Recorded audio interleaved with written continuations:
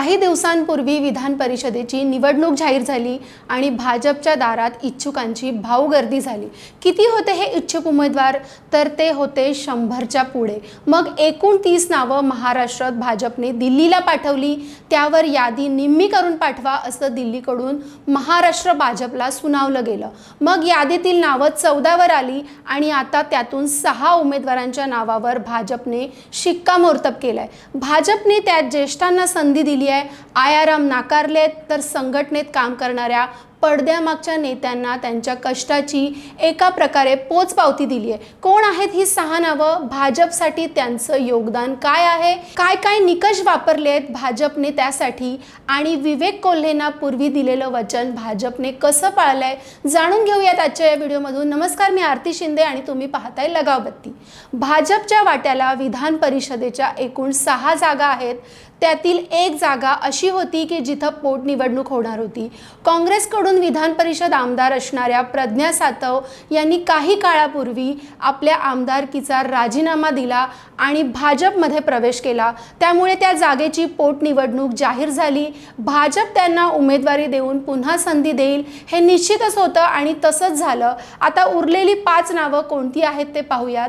पहिलं नाव आहे माधवी नाईक यांचं। माधवीताई या भाजपच्या ज्येष्ठ नेत्या आहेत।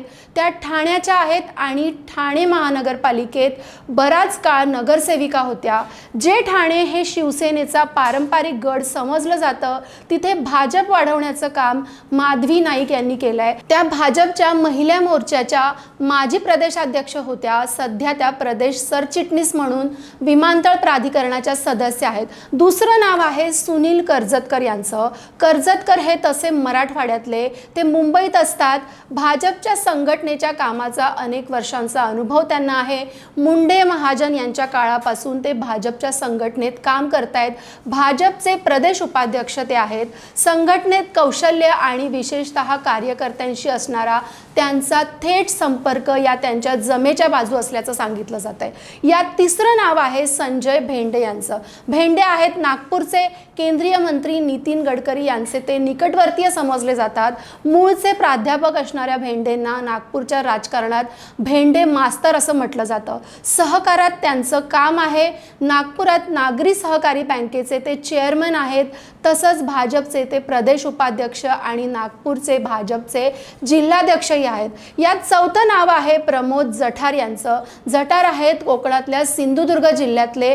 कणकवलीचे ते आमदार आहेत।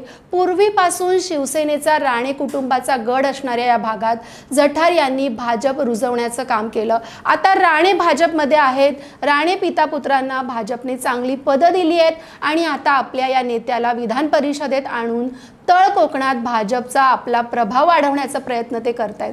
5वं नाव आहे विवेक कोल्हे। हे नाव काहीसं वेगळं आहे, कारण कोल्हे हे तरुण आहेत आणि तसे मूळचे भाजपचेही नाहीत। 2 दिवसांपूर्वी त्यांनी मुख्यमंत्री देवेंद्र फडणवीस यांची भेट घेतली होती।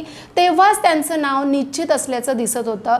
मात्र त्यांनी आपण वाढदिवस असल्याने मुख्यमंत्र्यांची भेट घेतली असल्याचं म्हटलं होतं आणि आता त्यांची उमेदवारी पक्की झालेली आहे। विवेक कोल्हे हे अहिल्यानगर जिल्ह्यातल्या कोपरगावचे आहेत। त्यांचं कुटुंब हे त्या भागातलं एक मोठं प्रस्थ आहे। साखर कारखाना, शिक्षण संस्थांवर या घराण्याचं वर्चस्व आहे।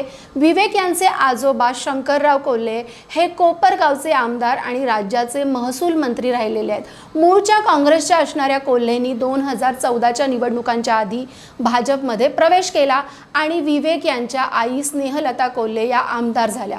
कोल्हे घराण्यासारखंच कोपरगावच्या राजकारणातलं तिथलं दुसरं मोठं प्रस्थ आणि कोल्हे यांचे विरोधक म्हणजे काळे घराणं। असं म्हणतात की कोपरगावची जनता कोल्हे आणि काळे या दोन्ही घराण्यांना आलटून पालटून सत्ता देते। 2019ला सध्याच्या राष्ट्रवादी काँग्रेस अजित पवार गटाचे आशुतोष काळे आमदार झाले।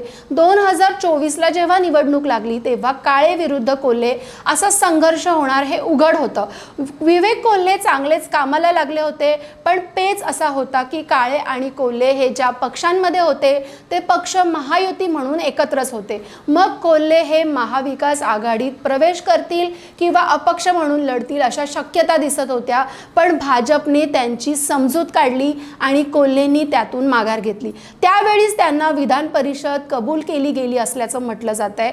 त्यांच्या नगर जिल्ह्यातील भाजपमध्ये असणाऱ्या विखे पाटील घराण्याशी कोल्हे घराण्याची जवळीक झाली आणि आता बऱ्याच काळाने भाजपनं त्यांना दिलेलं आश्वासन पूर्ण केलंय. त्यामुळे विवेक यांच्या रूपानं विधान परिषदेत सहकार क्षेत्रातला एक तरुण चेहरा आता दिसणार आहे. तसंच कोपरगावच्या राजकारणात आता आशुतोष काळे आणि विवेक कोल्हे असे दोन तरुण भविष्यात प्रतिस्पर्धी असणार असल्याचंही दिसतंय. भाजपचे असे हे 6 उमेदवार, भाजपची ही नावं पाहून भाजपने धक्कातंत्र वापरल्याचं दिसतंय. कारण आधी बरीच वेगळी नावं देखील चर्चेत होती जी आता या यादीत नाही आहेत. भाजपनं मागच्या काळात लोकसभा आणि विधानसभा निवडणूक हरलेल्या एकाही चेहऱ्याला संधी दिलेली नाही आहे आणि त्यांचं राजकीय पुनर्वसन केलेलं नाही आहे असं दिसतंय.